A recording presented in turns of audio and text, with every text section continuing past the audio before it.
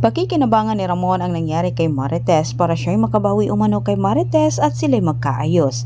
Samantala, taas noong bumalik itong si Olga sa mansyon na sa pagkaakala niya na si Tess ay wala na sa mga oras na yon.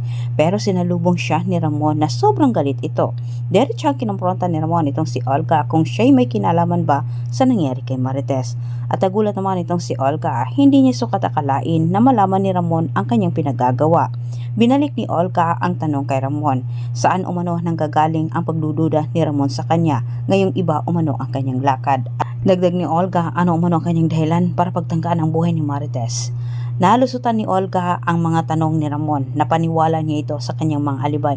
Gawa ng may pinakita ditong si Olga ang katibayan na siya'y nanggagaling umano sa kanilang kliyente.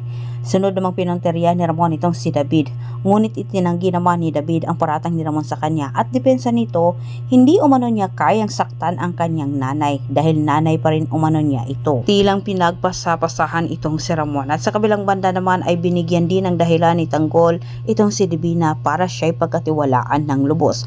Buhat nang nailigtas ni Tanggol ang buhay ni Divina. Labis ang pasasalamat ni Divina sa ginawa ni Tanggol. Napahanga si Divina kay Tanggol. Sa puntong ito ay napag-isip-isip ni Divina na si Tanggol kumano ang kanyang tagapagmana.